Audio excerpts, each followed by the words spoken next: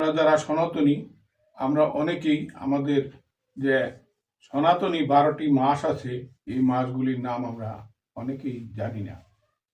তাই আজকে আমি আপনাদেরকে এই সনাতনী মাসগুলা সম্বন্ধে একটু আলোচনা করব। সনাতনী মাসগুলা নামগুলি আমি এখন আপনাদেরকে পাঠ করে শোনাব। হরে কৃষ্ণ। চৈত্র মাস সনাতনী মাসের নাম হচ্ছে বিষ্ণু মাস। বৈশাখ মাস সনাতনী মাসের নাম হচ্ছে মধুসূদন মাস। জ্যৈষ্ঠ মাস সনাতনী মাসের নাম হচ্ছে ত্রিবিক্রম মাস। আষাঢ় মাস সনাতনী মাসের নাম হচ্ছে বামন মাস।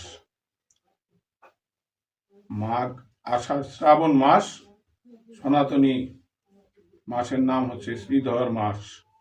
ভাদ্র মাস সনাতনী মাসের নাম হচ্ছে শ্রী ঋষিকেশ মাস। আশ্বিন মাস সনাতনী মাসের নাম হচ্ছে পদ্মনাভ মাস।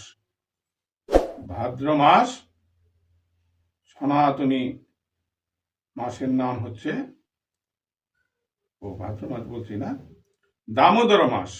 এটা সবাই জানে, দামোদর মাস। কার্তিক মাস এটা সনাতনী আমাদের যারা সনাতনী সবাই জানে দামোদর মাস, কিন্তু আর যে মাসগুলো আছে সেটা কেউ জানেও না, জানার চেষ্টাও করে না। কার্তিক মাস, দামোদর মাস। কার্তিক মাসের পরে হলো অগ্রহায়ণ মাস। অগ্রহায়ণ মাস হলো কেশব মাস। আর পুষ মাস হলো নারায়ণ মাস।